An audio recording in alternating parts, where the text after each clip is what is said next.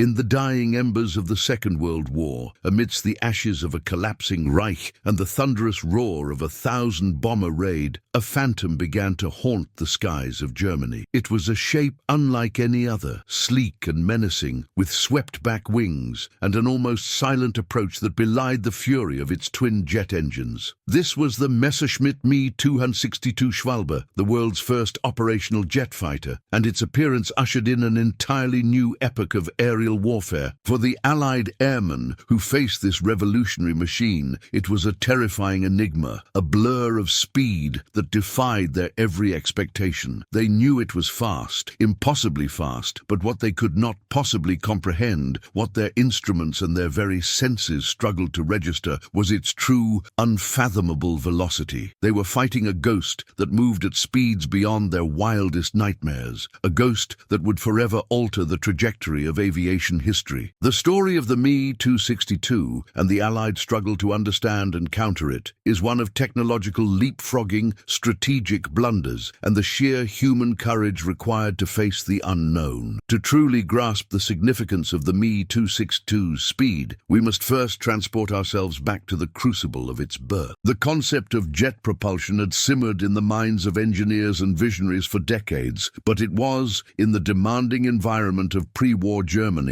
that the most significant strides were made. Hans von Ohain, Frank Whittle in Britain, and a host of other brilliant minds were independently wrestling with the challenge of harnessing the power of reaction. In Germany, the Junkers Company, under the leadership of Anselm Franz, began developing the Jumo 04 engine, a turbojet design that would eventually power the Me-262. Simultaneously, Messerschmitt, a company renowned for its innovative fighter designs like the Bf-109, began exploring suitable airframes for this nascent technology. The initial design, designated P-265, commenced in April 1939. Willy Messerschmitt, a visionary in his own right, understood the radical shift jet propulsion represented. The aircraft needed to be designed around the engines, not merely have them bolted on. This meant a clean aerodynamic shape, high wing loading for speed, and structural integrity to withstand unprecedented forces. Early prototypes, however, were plagued by engine development issues. The Jumo 004 was a temperamental beast. Its early iterations were unreliable, prone to overheating, and suffered from a critically short operational lifespan, often measured in mere tens of hours. The metallurgical challenges of producing turbine blades capable of withstanding extreme temperatures and centrifugal forces were immense, particularly in wartime Germany, which faced severe shortages of critical alloys like nickel and chromium. The first prototype, the Me-262V1, initially flew with a piston engine in its nose because the jet engines weren't ready. This was a testament to the caution and pragmatism of the test pilots and engineers. Only later, in July 1942, did it take to the skies powered solely by its twin Jumo 004s, albeit experimental versions. The moment was electrifying. Test pilot Fritz Wendel reported an incredible feeling of effortless power and speed. The aircraft was smooth, responsive, and unlike anything he had ever flown. This was not just an incremental improvement, it was a fundamental paradigm shift. The V2 and V3 prototypes followed, each refining the design, addressing stability issues, and attempting to coax more performance and reliability from the fledgling jet engines. However, the path from successful prototype to operational weapon was fraught with political interference and strategic misdirection. Adolf Hitler, despite early positive reports, harbored a fixation on the idea of the Me-262 as a high-speed bomber, a blitz bomber that could strike deep into enemy territory with impunity. This directive, issued in early 1943, was a catastrophic misjudgment that severely hampered the aircraft's development as a pure fighter. Engineers were forced to adapt the design for bomb-carrying capabilities, a role for which it was ill-suited, delaying its deployment in its true game-changing role as an interceptor. Many within the Luftwaffe, most notably General Adolf Galland, recognized the Me-262's potential to stem the tide of Allied bomber streams, but their pleas fell on deaf ears for far too long. This delay, born of strategic myopia, cost Germany precious time and allowed the Allies to build an overwhelming numerical and qualitative superiority superiority in conventional piston-engined aircraft. When the Me-262 finally began to reach operational units in mid-1944, the war situation for Germany was dire. The skies over the Reich were dominated by Allied air forces, particularly the vast formations of American B-17 and B-24 bombers, escorted by long-range fighters like the P-51 Mustang. These formations were systematically dismantling Germany's industrial and military infrastructure.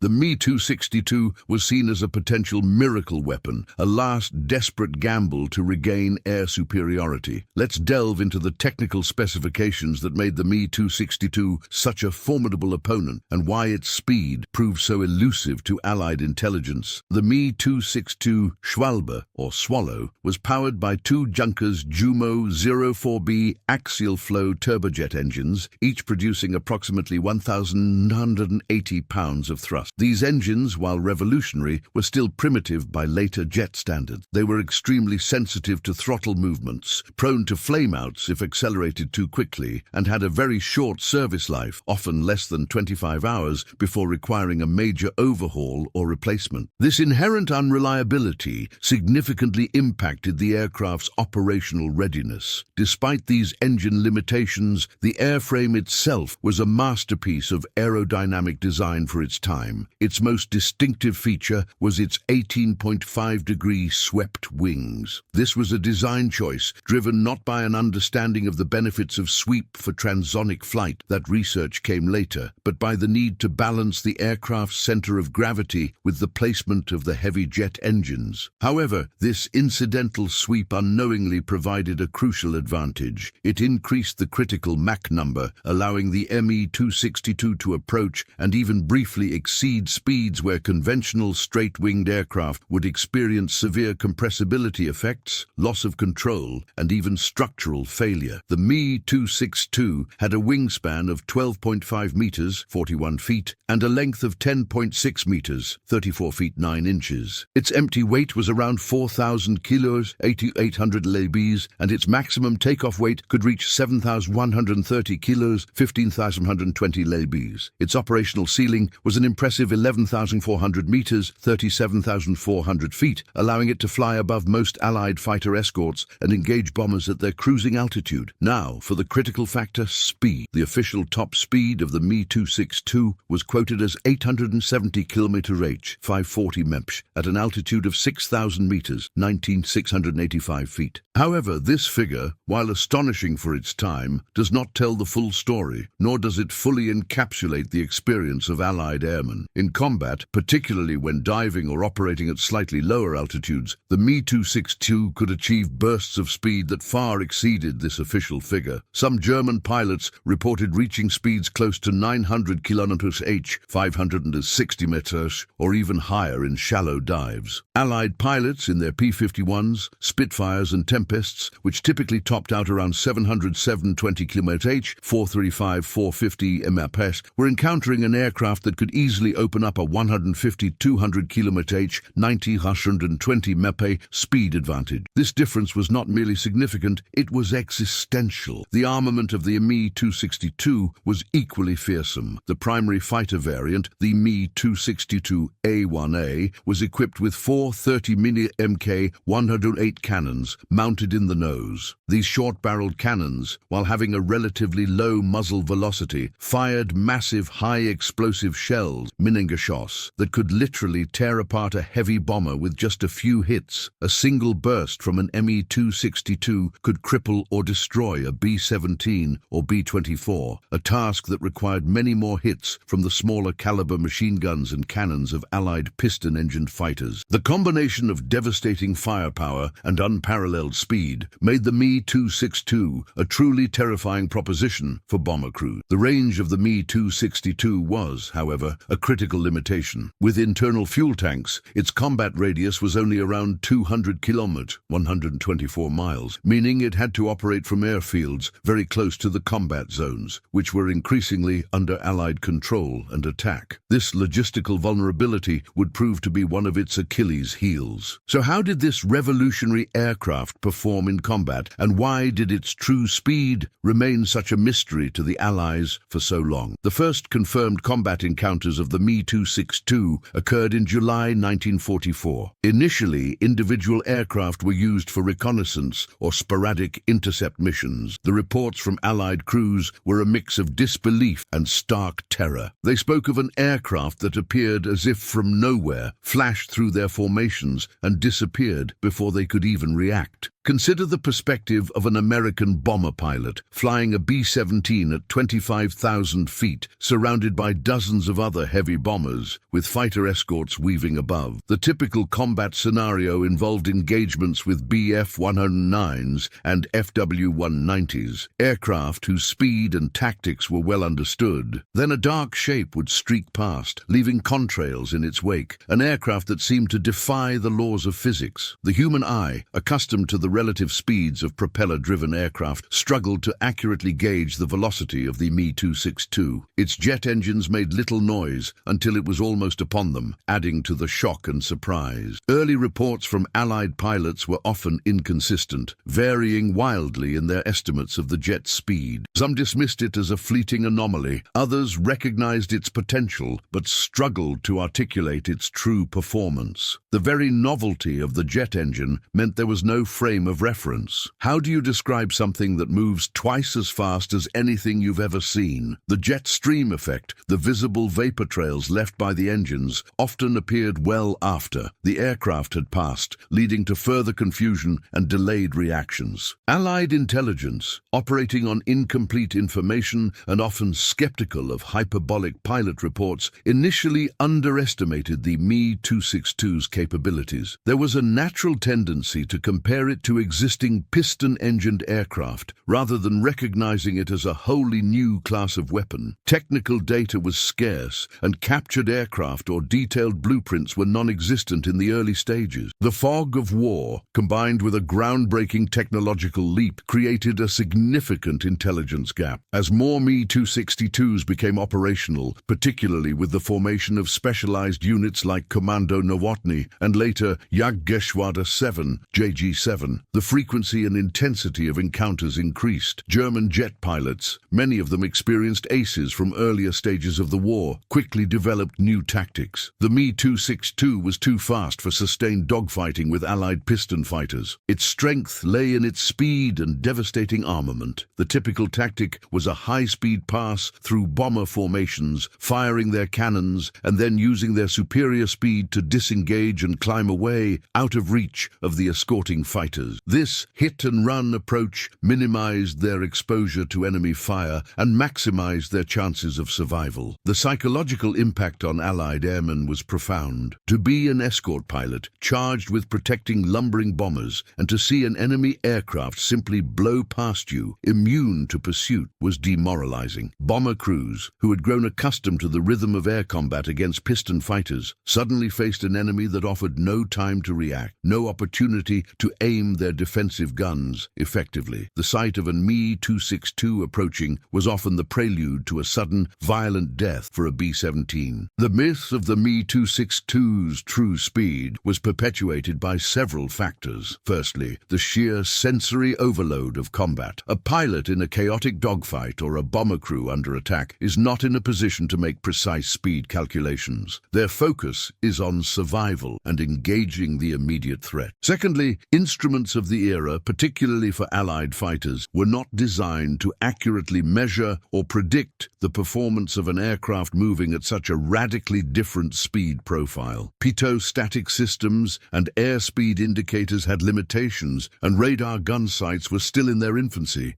Thirdly, the difference between an aircraft's theoretical maximum speed in level flight under ideal conditions and its practical combat speed can be significant. The Me-262 could attain higher speeds in dives, and its pilots would often use gravity to their advantage, boosting their already superior velocity. An Allied pilot pursuing a diving Me-262 might report an astonishing speed, but that speed might not be sustainable for the jet, nor could the piston fighter fighter match it without risking structural failure or exceeding its own VNE, never exceed speed. The Me-262's ability to accelerate rapidly, even from a lower speed, was also a key factor. A P-51 at full throttle might take minutes to reach its top speed, while the Me-262 could achieve its maximum velocity in a fraction of that time, especially at higher altitudes where piston engines began to lose efficiency. Allied commanders and technical experts recognized the threat, but it took time to develop effective countermeasures. The initial approach was to try and catch them in the air, but this proved futile. A P-51 Mustang, arguably the finest Allied fighter of the war, could climb to the Me-262's altitude, but it could not match its speed. Even the fastest conventional Allied fighters like the British Hawker Tempest and the American P-47 Thunderbolt struggled. The British Gloucester Meteor, their own jet fighter, was also entering service, but in smaller numbers and primarily used for defense over Britain, not over Germany. The solution emerged not from trying to outfight the Me-262 in its element, but by exploiting its weaknesses. The Me-262 was incredibly vulnerable during takeoff and landing. Its jet engines took time to spool up, leaving it sluggish and slow on the runway. Its range limitations meant it had to operate from forward airfields. These airfields became prime targets for Allied fighter sweeps. P-51s, Tempests, and other fighters would patrol these airfields, waiting for the Me-262s to return, low on fuel and vulnerable. This tactic proved devastatingly effective. German jet aces, who could evade any fighter in the sky, were often shot down on their approach to their home bases. Another tactic involved ambushing the jets as they ascended. Since they needed to gain altitude after takeoff to reach their optimal performance envelope, Allied fighters would often patrol above the known jet airfields,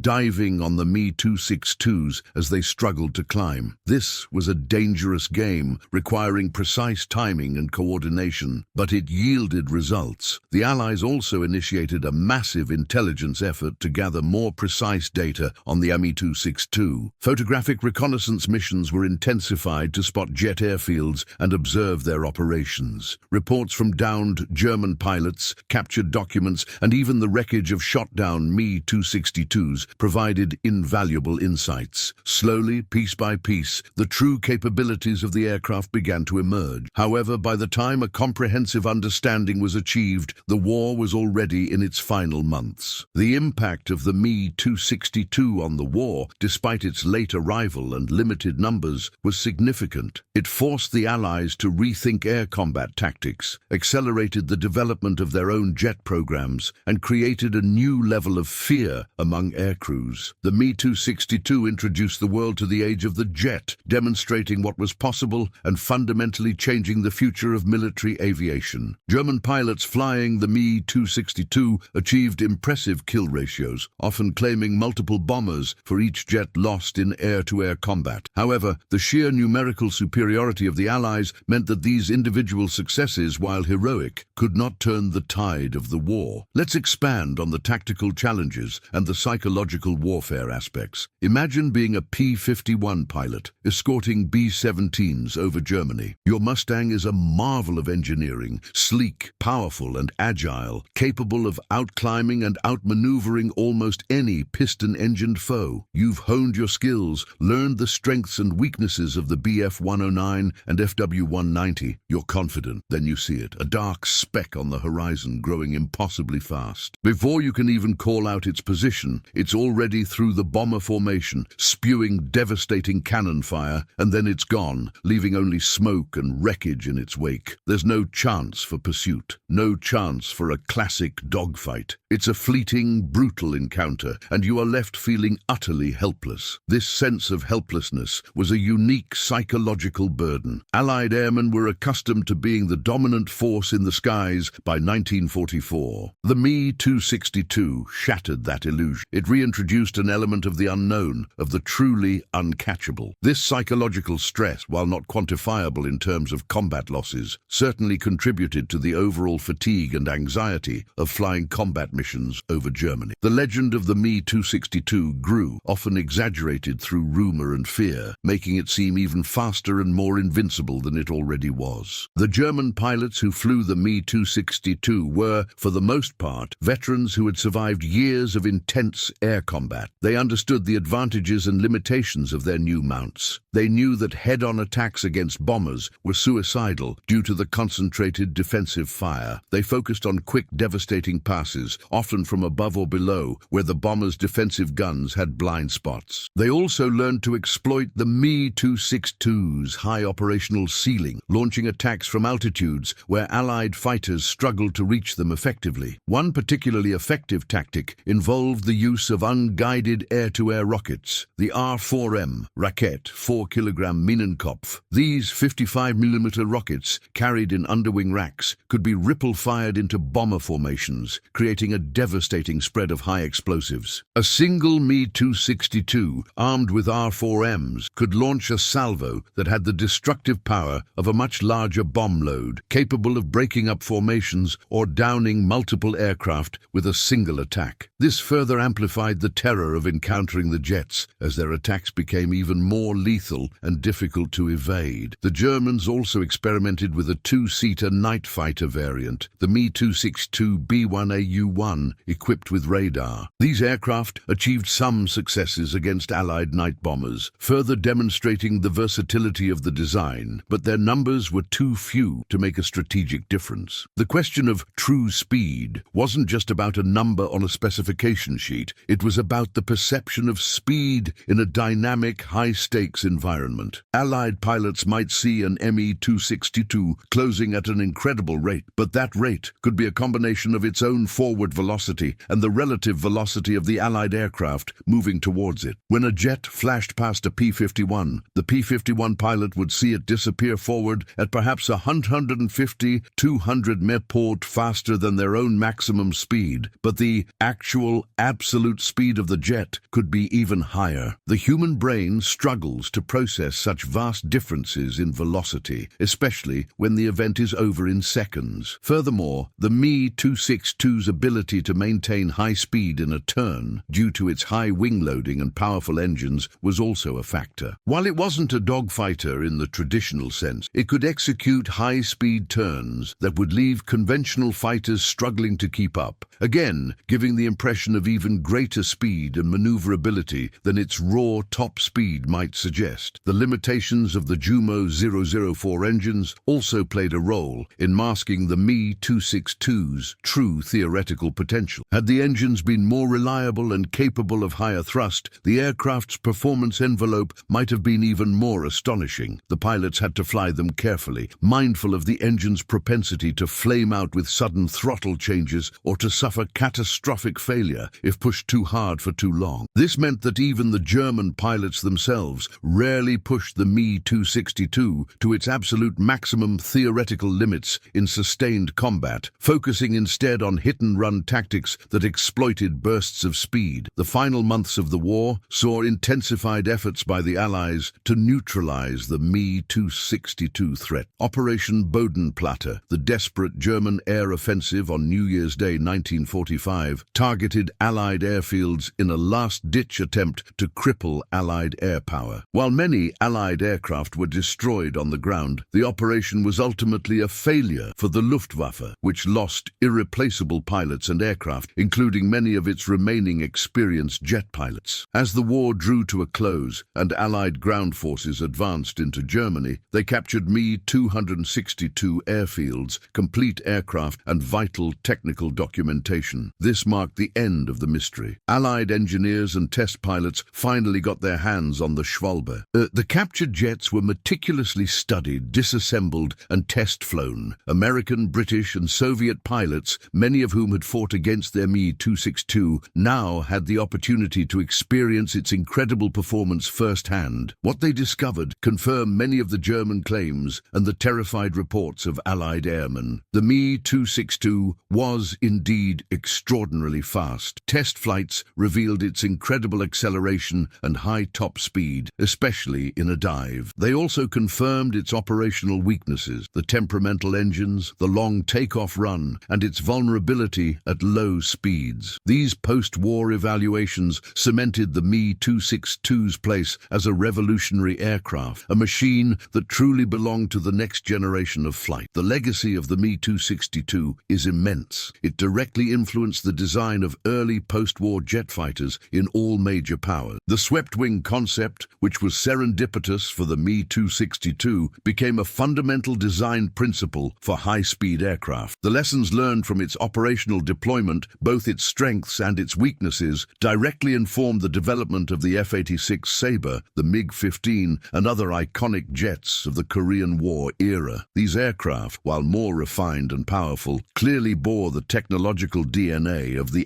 Me-262. The story of Allied airmen never knew the true speed of the Me-262 jet fighter is therefore not just a tale of technical specifications, but a testament to the fog of war, the limits of human perception, and the rapid pace of technological innovation during a global conflict. It encapsulates the awe and terror that a truly revolutionary weapon can inspire, and the desperate struggle to adapt and overcome. The Me-262 was a glimpse into the future, a harbinger of the jet age, and for those who faced it in the skies over Germany, its speed was a terrifying, almost mythical force that reshaped their understanding of aerial combat forever. It was a weapon born of desperation, deployed too late and in too few numbers to alter the course of the war, yet its shadow stretched far beyond the conflict, influencing every fighter jet that followed. Its true speed, initially a mystery shrouded in fear and combat chaos, eventually became a benchmark against which all future aerial performance would be measured. If you found this deep dive into the Me-262 and its impact on the Allied airmen fascinating, make sure to like this video, subscribe to the channel for more legendary aviation history, and hit that notification bell so you don't miss our next journey into the skies.